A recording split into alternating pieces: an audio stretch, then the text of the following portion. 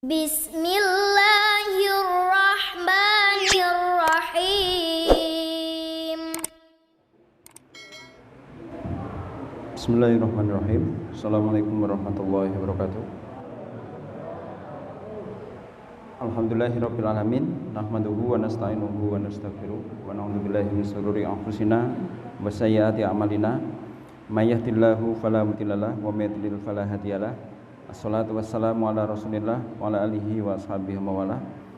Qala Allahu tabaraka wa ta'ala fi kitabihil karim. A'udzubillahi minasyaitonir rajim. Innahu may yattaqi wa yasbir fa innallaha la yudhi'u ajral muhsinin. Wa qala ya ayyuhalladzina amanu taqullaha wa tanzur nafsum ma qaddamat lighad wattaqullaha innallaha khabirum bima ta'malun. Bersama-sama kita panjatkan puji syukur kehadirat Allah Subhanahu wa taala yang telah melimpahkan nikmatnya kepada kita sekalian. Selawat dan salam semoga terlimpahkan kepada junjungan kita Rasulullah Muhammad sallallahu alaihi wasallam. Kemudian kepada para sahabatnya dan pengikut-pengikutnya. Semoga kita semuanya termasuk di dalamnya sehingga nanti di akhirat nanti mendapatkan syafaatnya. Kita lanjutkan bahwa wa kana alaihi wasallam fi muddati kafalati ammihi qani'an bima qasamahu Allahu wa yassarahu lahu.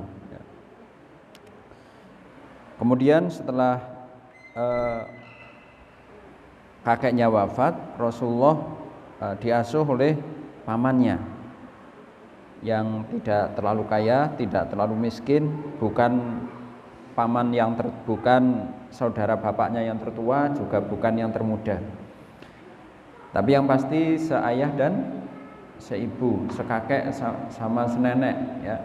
Jadi Abdullah dengan Abu Thalib atau lebih dikenal dengan nama Abdul Manaf, ini seayah seibu ya, semacam itu. Ketika diasuh oleh pamannya, Rasulullah ini menyadari ya walaupun pamannya ini menyayangi, Rasulullah itu seperti menyayangi putranya sendiri, karena memang harus berkompetisi dengan saudaranya yang lain siapa yang akan mengasuh Muhammad, dan dia mendapatkan kehormatan untuk mengasuh Muhammad SAW. Sehingga Rasulullah dianggap seperti anaknya sendiri ya, diperlakukan seperti anaknya sendiri, bukan diperlakukan seperti keponakannya ya. Walaupun begitu Rasulullah itu sadar diri, tahu diri bahwa Abu Thalib bagaimanapun juga tetap pamannya, bukan orang tuanya. Maka dia qani'an bima qasamahullah. Qani'an itu pelakunya ya. Kemudian perbuatannya disebut qanaah. Qanaah perbuatannya, orangnya qani'un ya. Atau kalau perempuan qani'atun. Berarti dia menerima bagaimanapun keadaan pamannya, diterima oleh Rasul sallallahu alaihi wasallam. Wa yassarahu lahu, maka Allah memberikan kemudahan dalam kehidupan keluarga Abu Thalib. Seperti itu. Kalau di dalam kitab lengkapnya, versi lengkapnya yaitu Nurul Yakin, Rasulullah punya kebiasaan yang unik. Jadi kalau waktunya kerja ya, itu Rasulullah selalu kerja duluan. Jadi kalau waktunya anak-anaknya kerja, Rasulullah Muhammad termasuk yang pertama untuk menyambut seruan pekerjaan itu. Artinya semuanya beraktivitas, selalu Rasul yang pertama beraktivitas. Giliran waktu makan, Rasulullah itu selalu terakhir ya. Seperti itu. Itu yang dilihat oleh Abu Thalib. Oleh karenanya dari rasa tanggung jawab, walaupun di usia yang masih sangat belia, kalau istilahnya itu gulam, masih masih anak-anak lah ya, anak-anak beranjak remaja gitu ya, seperti itu.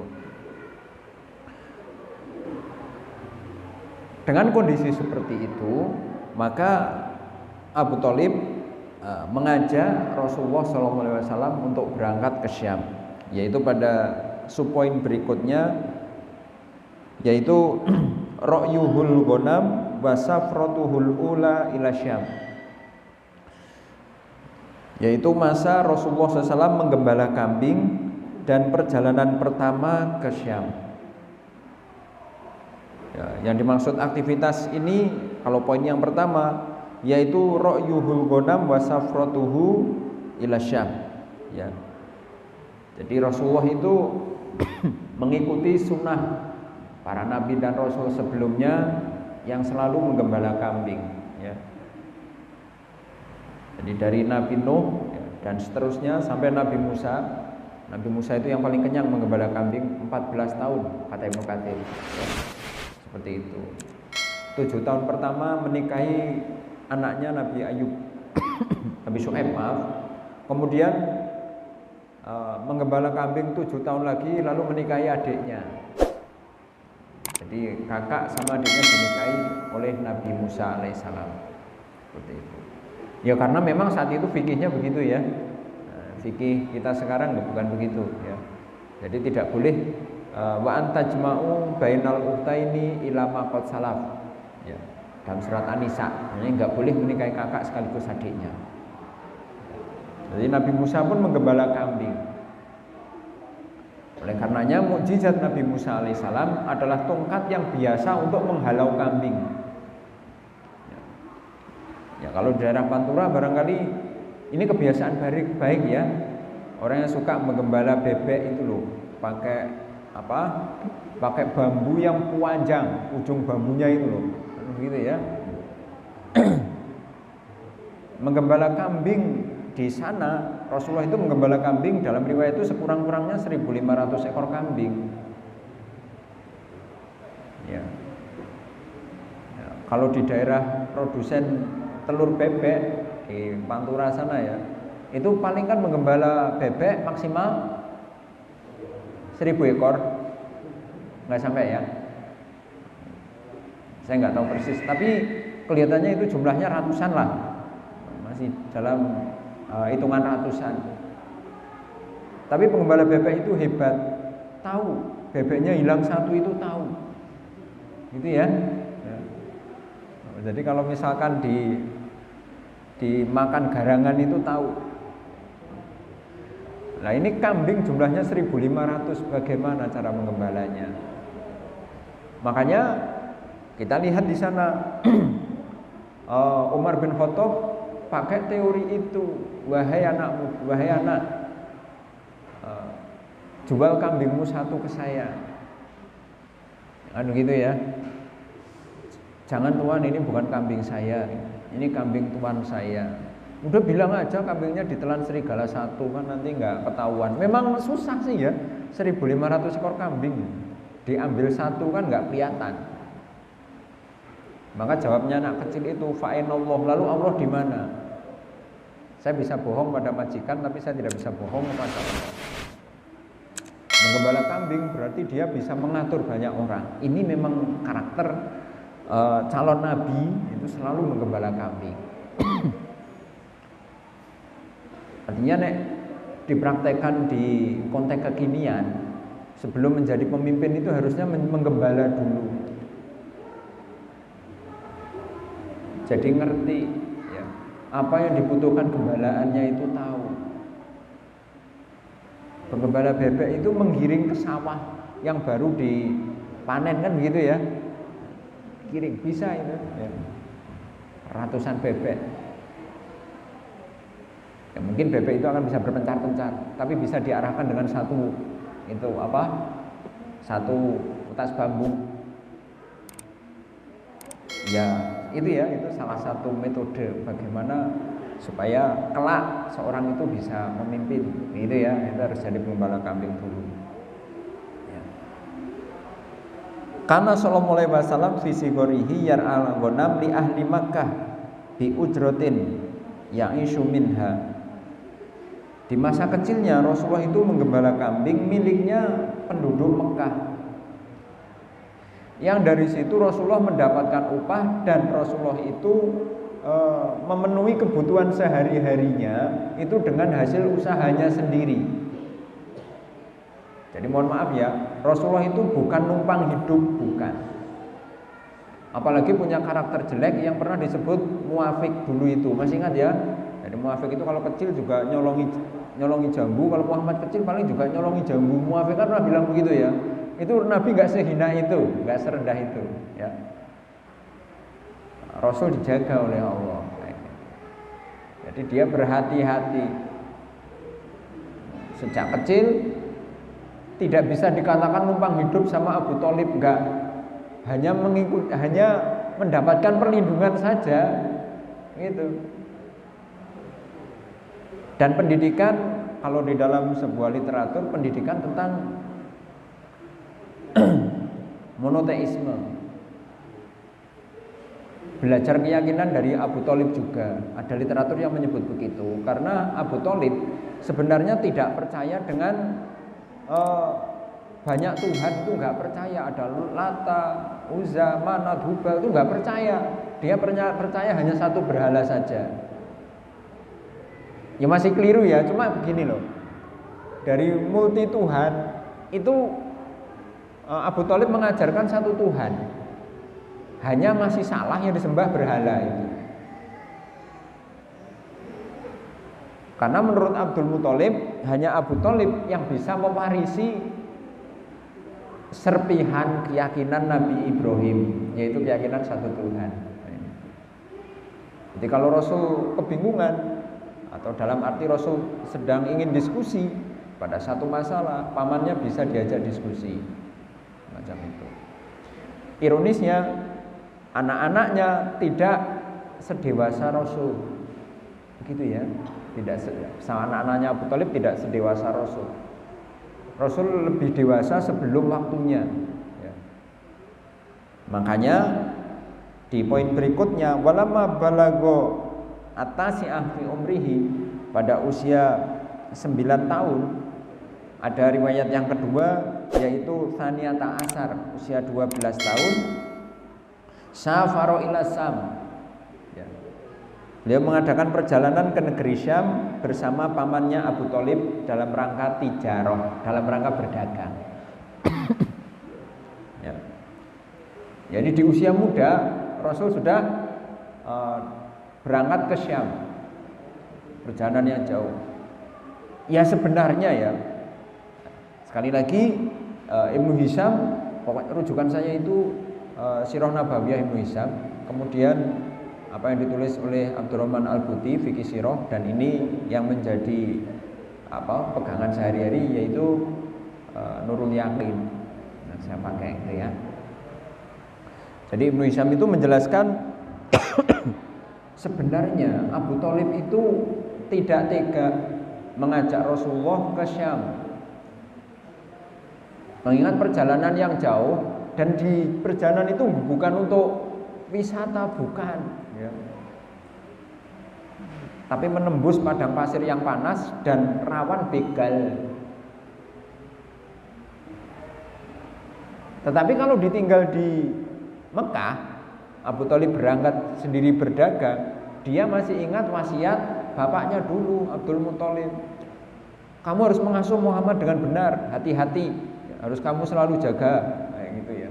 Jangan sampai terpisah darimu, akhirnya diajak juga. Masih ditambah dengan kemandirian Rasul di usia 12 atau di usia 9 dalam riwayat di sini. Kemudian ketika sampai di Basrah, di kota Basrah, ya, Basrah itu berarti sudah masuk wilayah Syam, ya. Di wilayah Basrah, ro'ahur rohib Buhaira fa'ahbaro amuhu bi annahu sayakunu akhirul anbiya wa talaba minhu ayarji'a bihi khaufan alaihi min aduwin yataraqqabuhu. Walama qaruba, ya, setelah dekat. Qaruba itu dekat, ya. Kalau mendekatkan diri, taqarraba. Perbuatannya namanya taqarrub. Nah, gitu ya. Qaruba itu berarti sudah mendekati Basrah. Basrah sampai hari ini masih ada. di wilayah Suriah kalau hari ini ya. Ra'ahu rohib, dilihat oleh seorang rohib. Jadi dilihat oleh seorang rohib namanya Buhairah. Rohib Buhairah ya, disebutkan di dalam sebuah buku Adab Bizantium ya, bahwa pendeta Buhairah itu menganut aliran Kristen yang namanya Airus Nasturi. Saya juga heran ya, itu apa itu artinya ya? Airus Nasturi. Jadi dari sekian banyak sekte Kristen itu salah satunya adalah Airus Nasturi di daerah Suriah. Yang mana keyakinan itu menolak ketuhanan Yesus. Airus Nasturi itu satu keyakinan Kristen yang menolak ketuhanan Yesus. Itu yang dipegang pendeta Bahiro. Sehingga ya, dia melihat di dalam Alkitabnya itu ajaran Yesus bukan ajaran Paulus, dilihat ya, ada tanda-tanda kenabian gitu pada diri Rasul SAW, seperti yang sering panjenengan dengar dulu ya, Rasulullah itu selalu dinaungi awan ya, kalau naik kendaraan, naik kuda agak kenceng, awannya ya kenceng ya. Kalau kudanya berhenti, awannya juga berhenti ya. Ajaibnya di kafilah dagang itu awannya tidak banyak, hanya menaungi anak itu toh. Buhairah belum yakin kalau ini seorang rasul, perlu dites dulu ya. Ini nabi beneran, calon nabi beneran apa bukan, nah itu ya. Maka diantara cara ngeceknya adalah dengan konsep ketuhanan Rasul itu benar apa enggak. Namanya juga pendeta, dia tentunya pakai kebiasaan orang-orang Quraisy ya. Orang Quraisy kan kalau zaman jahiliyah selalu ngomong demi Lata dan Uzza gitu ya. Demi Lata dan Uzza, kamu apa benar dari Quraisy gitu. Rasulullah menjawab, aku tidak suka ucapan itu, aku enggak suka, sebut saja Allah gitu. Satu poin ya. Jadi pendeta Buhairah kemudian tanya kepada pamannya, yang kamu bawa ini siapa? Abu Thalib menjawab, karena dia menganggap Rasulullah itu seperti anaknya sendiri, maka Abdurrahman Al-Buti menjelaskan bahwa Abu Thalib ketika ditanya pendeta Buhairah, jawabannya, ini anakku, kamu jangan bohong sama saya, kata pendeta Buhairah. Kamu ngomongnya jujur sama saya, kamu sumpah dengan nama Tuhanmu, apakah ini benar anakmu? Bukan sih ya. Ini keponakanku. Udah 2 poin ya. Nabi akhir zaman itu yatim. Nah setelah itu namanya pendeta Buhairah itu kalau mau ngerobek baju tamu itu harus pakai sopan santun, jangan sengaja-ngaja ngerobek begini, enggak. Abdurrahman Al-Buti menjelaskan lagi, pintu rumah pendetanya Buhairah itu dikasih paku atau bagaimana, Nabi Muhammad didudukkan di tempat situ yang ada pakunya. Lah ketika berdiri, sopet, srek, oh Nabi beneran ini. Ada stempel kenabian di sini. Kalau Abdurrahman Al-Buti menjelaskan seperti orang bekam bekasnya itu. Stempel kenabian di sini itu kayak bekas orang dibekam. Ya segitu itu, segede telur merpati. Nah setelah itu dia berkata kepada Abu Thalib, kalau kamu mau melanjutkan perjalanan ke Syam, teruskan, tapi jangan banyak dolan. Nah gitu. Selesai urusanmu dagang, segera pulang. Nah, gitu. Kenapa? Saya pesen, ya, jagalah anak ini. Ya. Karena kalau tidak kamu jaga, banyak orang-orang yang hasad, banyak orang-orang yang nggak suka. Kalau tanda ini dilihat oleh pemuka agama lain dan dia nggak suka, anak ini dalam bahaya.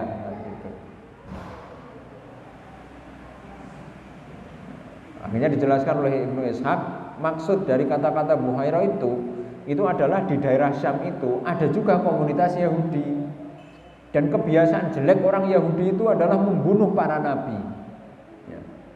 Dari 25 nabi dan rasul yang diutus kepada kaum Yahudi itu 15. Dari 25 nabi dan rasul yang sampai kepada kita, ya. Yang 15 itu diutus untuk kaum Yahudi termasuk Nabi Isa. Gitu ya. Diutus kepada Yahudi. Dan sebagian besar bernasib tragis, yaitu dibunuh oleh umatnya sendiri.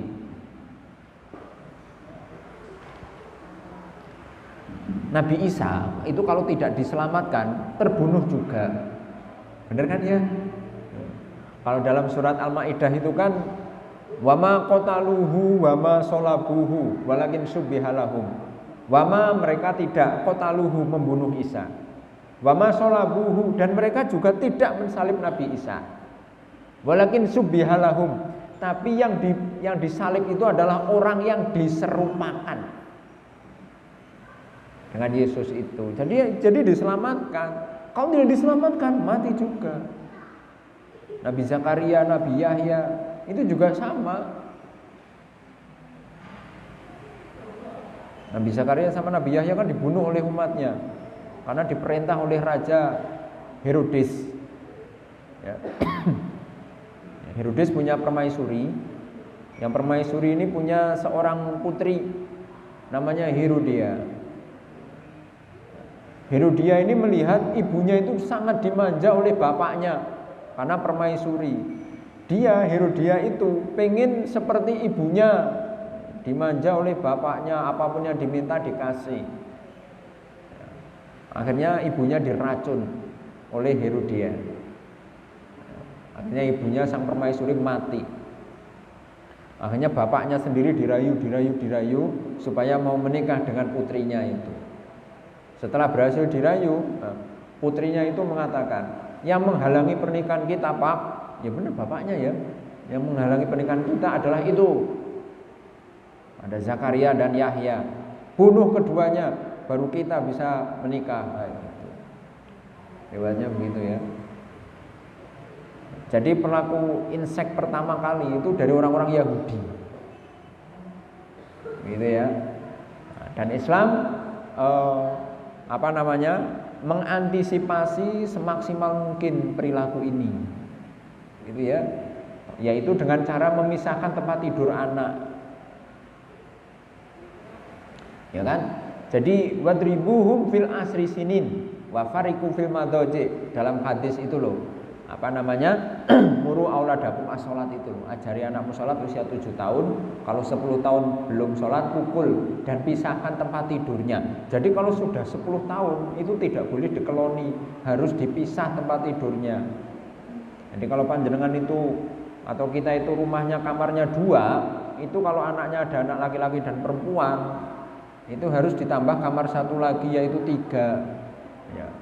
Kamar orang tua, kamar anak laki-laki, dan kamar anak perempuan.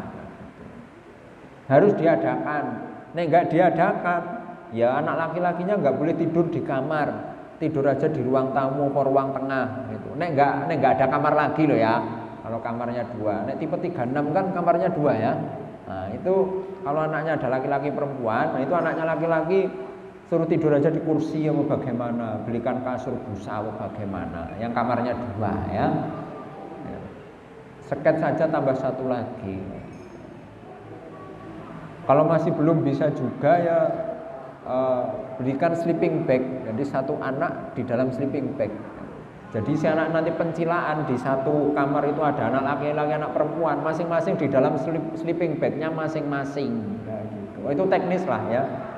Jadi sampai seperti itu Rasul mengantisipasi penyimpangan itu sampai seperti itu. Bahkan begini ya, seorang anak itu nggak boleh masuk kamar orang tuanya tanpa seizin orang tuanya. Ini adik-adik ya, perhatikan ya. Kalian tidak boleh blunus-blunus masuk kamar orang tua ya. Nek masuk kamar orang tua izin dulu, Pak, Bu, saya mau masuk, boleh enggak? Ya, gitu ya, Dek ya, yang masih kecil-kecil yang bicara sendiri itu ya. Nanti kalau mau masuk kamar orang tua izin dulu, ketuk pintu, gitu. Nah, tidak boleh langsung masuk. yang diajarkan Rasulullah kepada kita. Kita para orang tua sama, kalau kita itu ya punya anak sudah balik mau masuk kamar anak itu juga izin dulu, nak bapak mau masuk, nak ibu mau masuk, harus izin. Karena yang boleh dalam tanda kutip mengakses aurat lain jenis itu hanya suaminya atau istrinya, bukan untuk anaknya. Seandainya darurat paling medis pun ada ada etikanya ya, hanya boleh buka bagian yang perlu dibuka, kalau nggak salah begitu ya. Jadi kalau bukan wewenangnya buka, dilarang buka ya. Kalau untuk dunia medis kalau saya begitu. Jadi kalau mau sesar ya udah bagian sesar toh, atas nggak perlu dibuka ya jangan dibuka gitu. Sampai seperti itu. Islam menjaga kehormatan ya umatnya kayak gitu ya. Jadi kita yang udah besar ya, tidak boleh ngeloni putri kita yang sudah kelas 1 SMP itu udah nggak boleh dikeloni gitu ya. Jadi adik-adik yang kelas 1 SMP ya itu jangan mau dikeloni orang tuanya, wis gede gitu ya. Baik, kita kembali. Jadi pendeta Buhairah tadi ya itu mendapatkan informasi tentang kenabian Muhammad SAW dari awal sudah bisa diprediksi kayak gitu. Dan dia sebagai seorang pendeta punya kepentingan ya. Jangan sampai nabi akhir zaman ini akan dijahili oleh orang-orang Yahudi kayak gitu ya. Karena memang itu perbuatan orang Yahudi ya. Nah, di sini alasan pendeta Buhairah kenapa Rasulullah itu harus segera dibawa pulang setelah urusan Abu Thalib dagang kelar, yaitu wa talaba minhu ayyarji'a bihi. Pendeta Buhairah minta kepada Abu Thalib supaya segera kembali, ayyarji'a, roja'a yarji'u, kembali. Ya.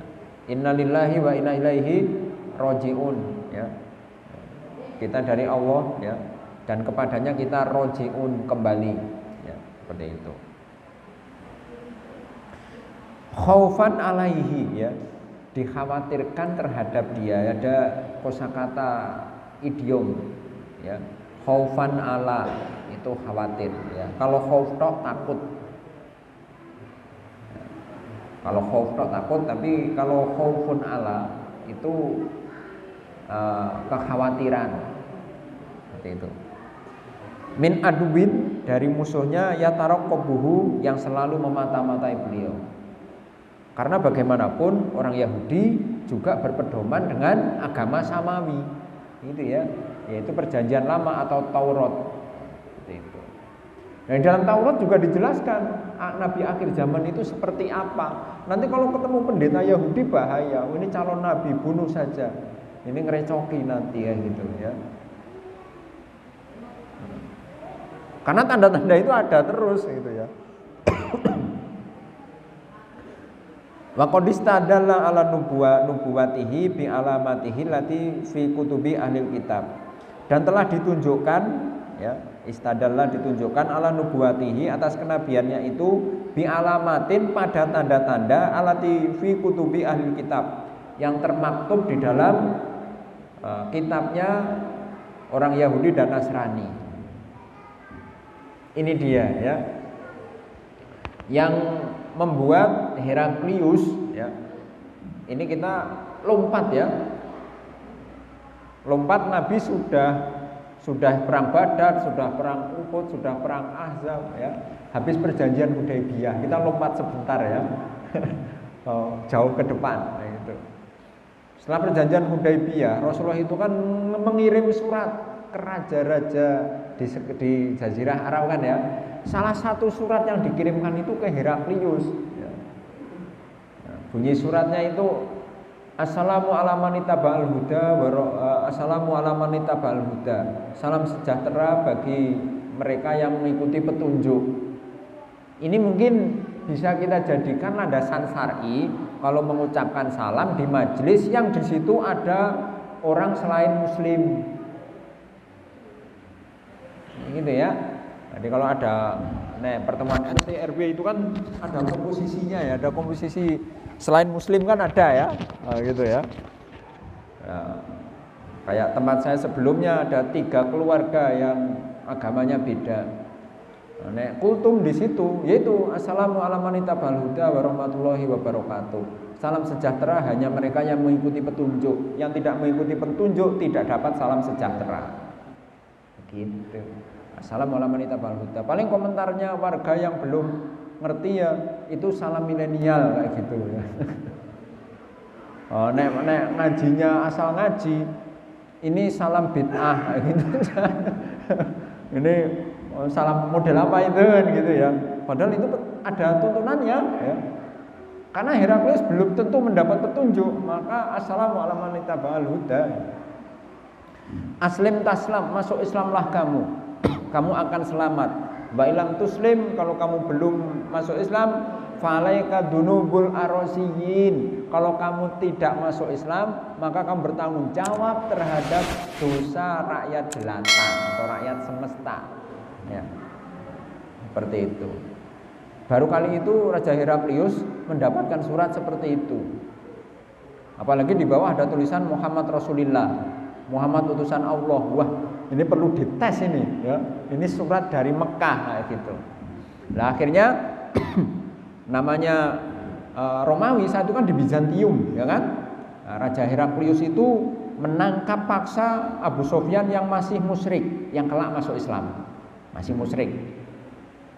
Ketika masih musyrik itu diinterogasi sama Raja Heraklius. Di belakangnya ada Al-Gojo. Namanya Al-Gojo itu sudah ngerti bahasa tubuh, ini bohong apa enggak itu ngerti. Maka Muhammad itu dites lagi. Yang ngirim surat ini nabi beneran apa gadungan? Itu dites lagi. Heraklius dapat rujukan dari kitab.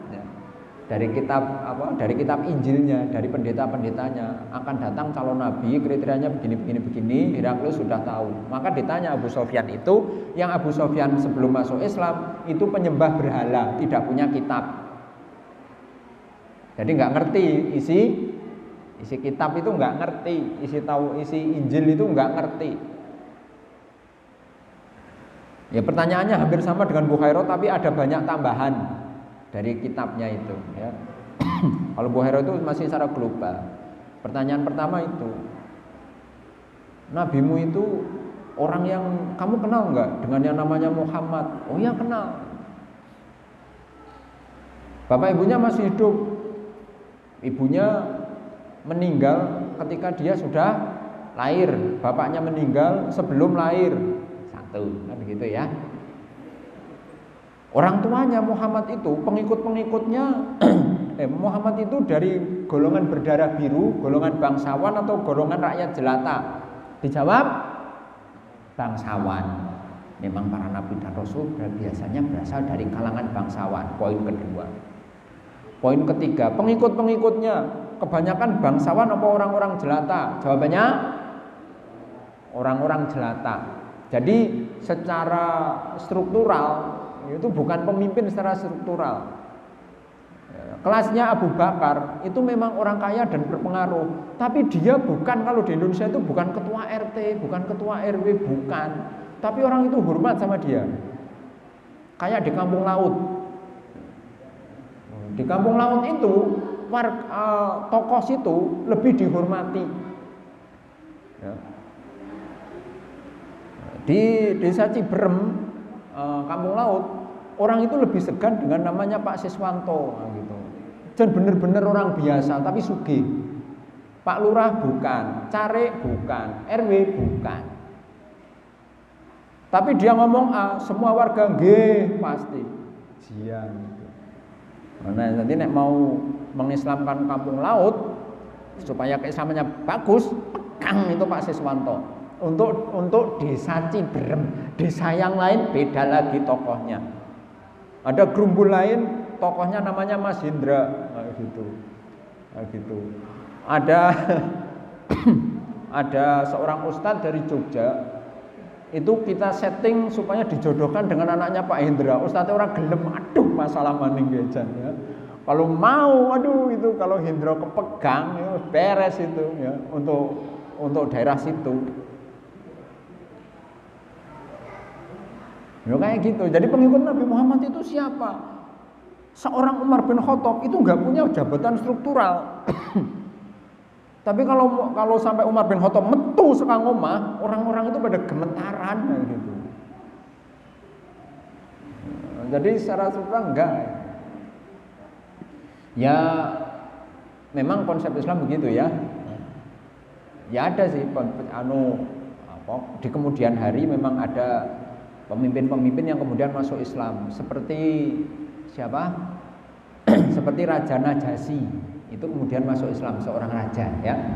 Tapi jangan lupa, pertanyaan Heraklius itu kebanyakan pengikutnya, bukan pengikutnya ya, kebanyakan pengikutnya. Jadi bukan semuanya. Jadi diantaranya ya ada yang memiliki punya jabatan struktural jadi pengikut Rasul itu ya ada.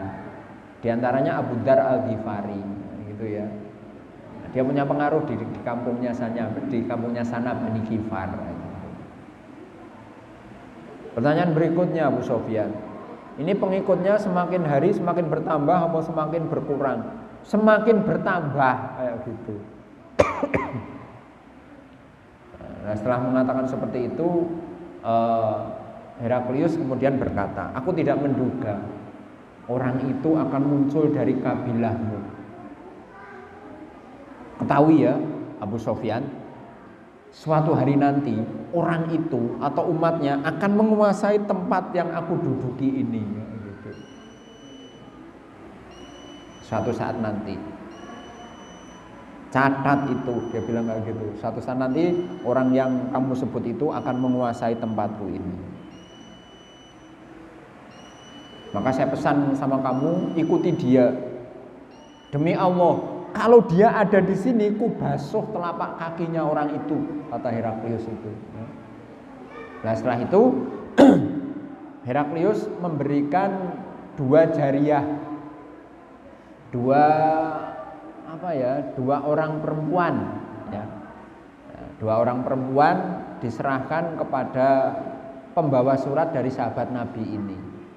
Abu Sofyan kembali dengan 1000 tanda tanya. Orang kayak gitu ternyata Nabi. Apa iya kayak gitu? Ya belum yakin. Kapan Abu Sofyan masuk Islam? Menjelang Fathu Mekah. Itu baru masuk Islam. Setelah dia punya banyak referensi. Bahwa Muhammad itu bukan orang sembarangan kayak gitu. Sudah berkali-kali perang kalah terus. Ya. Ini nek saya teruskan sampai mati aku akan tetap kalah. Saya tidak mau kalah. Saya harus bergabung dengan Muhammad itu kayak gitu. Dan itu menjadi tradisi agama kita kalau nggak salah ya. Rata-rata mu'alaf itu orang-orang pinter. Tapi nek murtad itu rata-rata orang bodoh.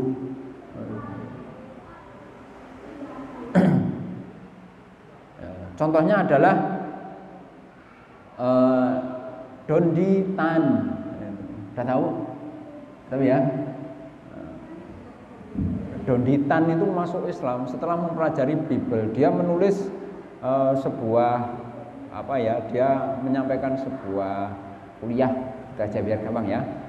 Judulnya Bible gitu. Ada 115 seri. Gitu ya.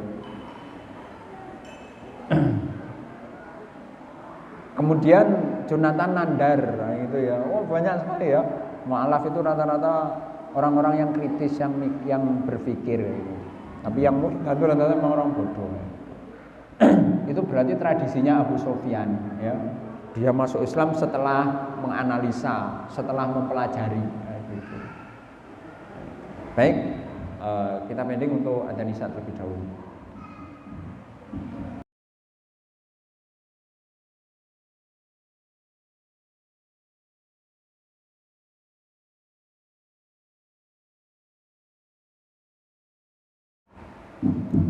Setelah Rasulullah balik pulang dari Syam, itu terjadi peperangan di Mekah, namanya Perang Fijar.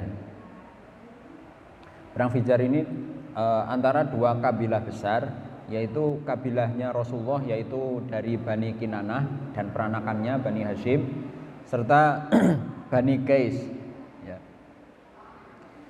Dan sepanjang sejarah ya, kitab sejarah yang kita pelajari, itu memang tradisi jahiliyah, dalam arti gampang tersulut peperangan hanya karena masalah kecil, bukan dalam masalah prinsipil, bukan.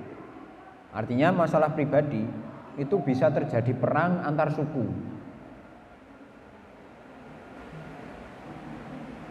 Ada yang menyebut bahwa itu dipicu oleh masalah, mohon maaf ya, masalah perempuan. Begitu. Jadi seorang perempuan dari Bani Qais ya, itu disuka oleh laki-laki dari Bani Kinanah. Seperti itu. Tapi orang tuanya itu tidak mau menikahkan dengan Bani Kinanah. Dia maunya menikahkan dengan satu kabilahnya sendiri. Saya nggak tahu ya, apakah ini tradisi ya, apakah itu tradisi orang Arab atau bukan, saya belum mengerti banget ya. Artinya kan biasanya kalau orang Arab kan menikah dengan orang Arab juga begitu kan ya, atau orang Cina menikah dengan orang Cina begitu kan ya, biasanya begitu ya. Kalau orang Jawa kan fleksibel, atau orang pribumi kan fleksibel. Ada yang menikah dengan orang Cina ya ada, orang masalah kan gitu ya. Menikah dengan keturunan Arab ya ada, kayak gitu. Tapi kalau kalangan mereka itu memprioritaskan dari mereka sendiri. Seperti itu. Termasuk ini ya. Jadi merasa tidak level ya. Jadi kalau harus menikah dengan Bani Kinanah itu tidak level. Harus menikah dengan Bani Qais. Sementara lamaran sudah diajukan dan diterima. Ya. Jadi Bani Kinanah ini melamar perempuan dari Bani Qais, diterima. Karena nggak ada laki-laki dari Bani Qais yang maju. Begitu dilamar, ada yang lamar lagi dari Bani Qais dan diterima. Dan membatalkan yang di sana, Bani Kinanah. Dari Bani Kinanah itu, orang tuanya kesuh, cerita kepada kepala sukunya sana. Ini penghinaan. Gitu. Ini harus diselesaikan. Dan Muhammad Khudairi, penulis Nurul Yakin, perangnya lama 4 tahun, menghabiskan energi gara-gara perempuan. Artinya kalau hari ini ada kaum muslimin sampai terjadi keributan atau tawuran gara-gara perempuan, itu berarti mewarisi tradisi jahiliyah. Ya, di antara faedah adanya pandemi itu ya terus nggak ada kerumunan sih ya, gitu ya. Di antara faedahnya mungkin itu. Ya. Kalau misalkan ada tontonan Endang Sukamti masuk ke gor, itu kan ya, laki-laki perempuan kumpul di situ kan, ya. Tiketnya paling depan sekian, tiket belakang sekian, ya. Bonek yang masuk akhir-akhiran kan orang anggo tiket, suka bikin rusuh kan, masuk ya. Si A sama si B pacaran kesenggol, nantang ya bisa gelut, ya, akhirnya gelut, 2 kampung gelut ada ya. Nah.